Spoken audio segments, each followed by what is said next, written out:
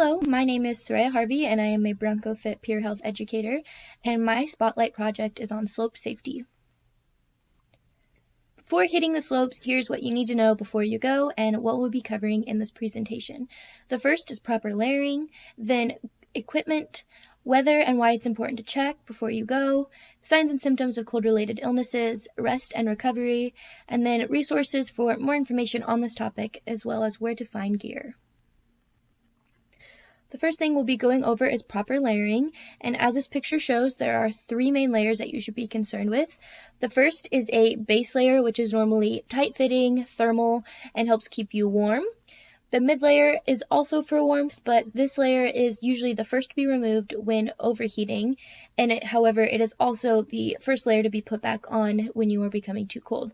This is especially important if you do end up taking off your jacket and you start to become sweaty. The sweat makes you more susceptible to hypothermia because the cold air on your wet skin just increases the risk.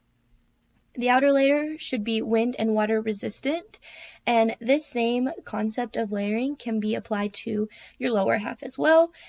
You could start with a pair of long johns on the base, a pair of sweats, followed by snow pants on the outside.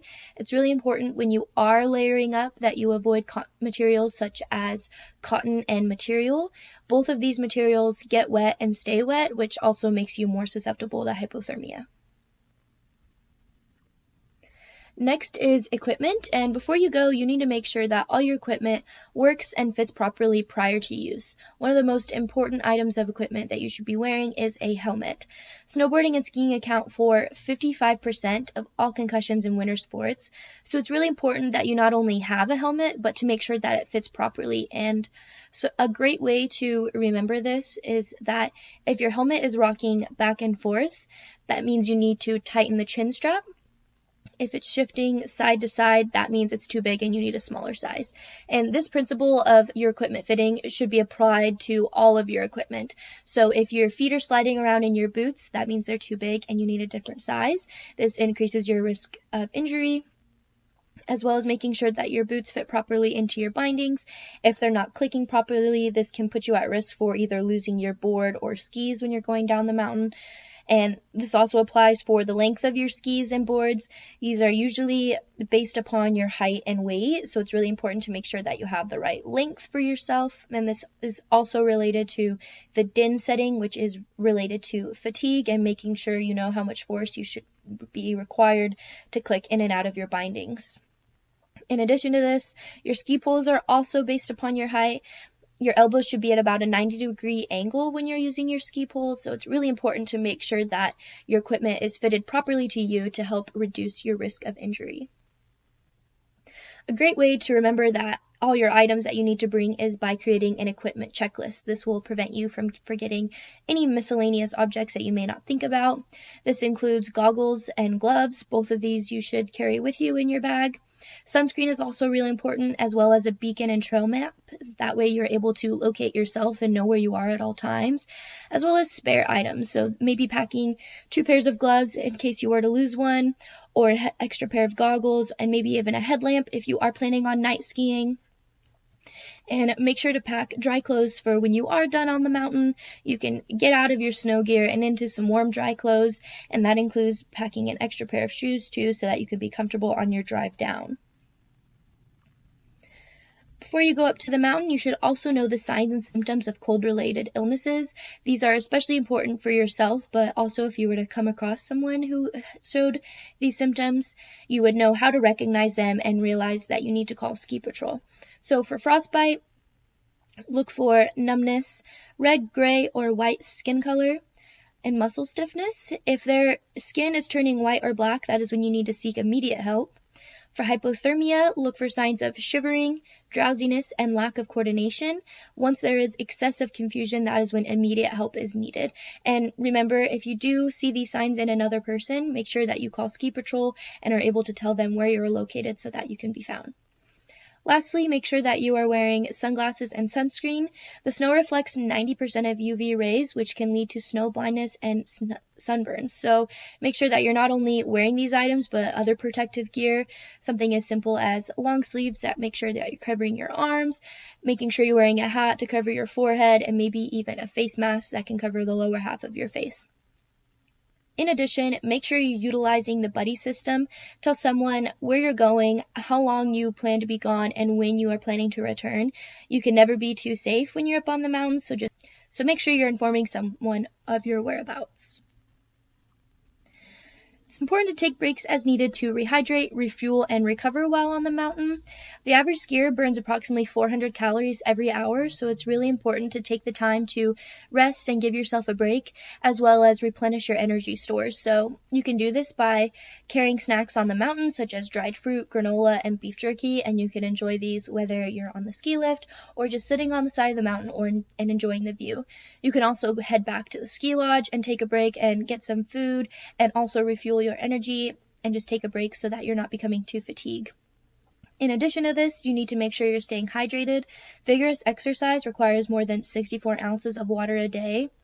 This is about 2 to 3 hydro flasks.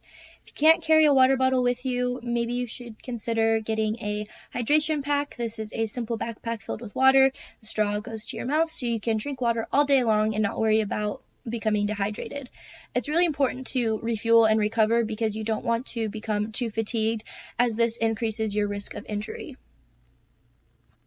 Next is weather, and before heading out and hitting the slopes, you need to check the weather reports.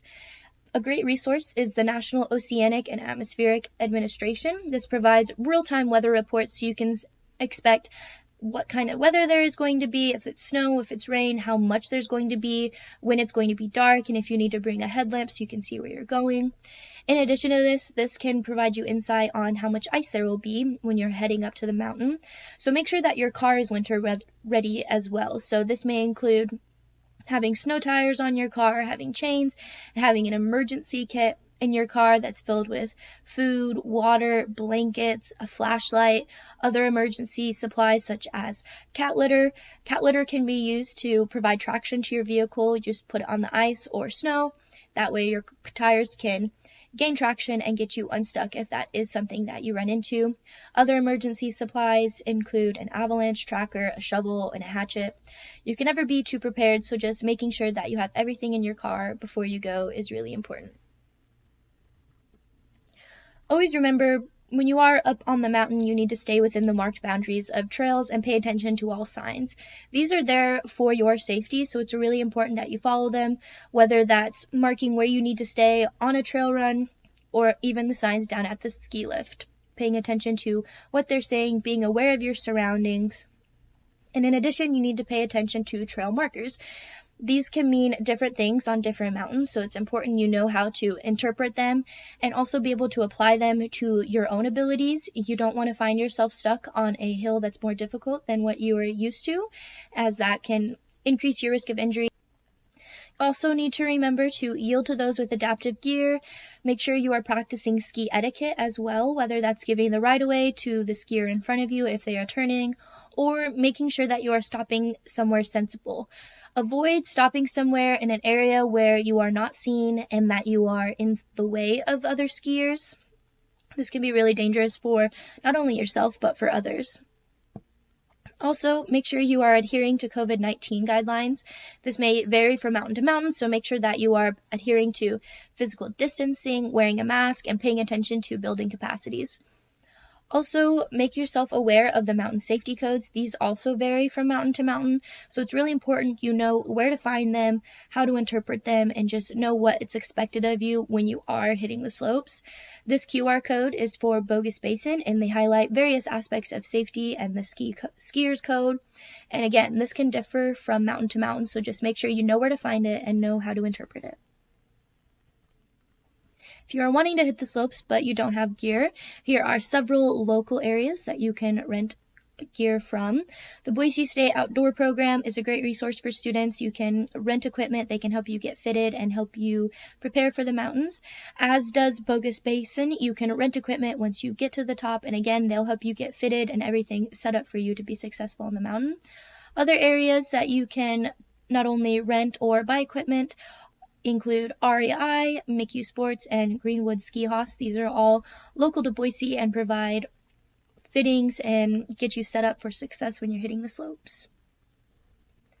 These are all the sources used, and if you're looking for more information on this topic, it's where you can find it, as well as more information on where to rent equipment.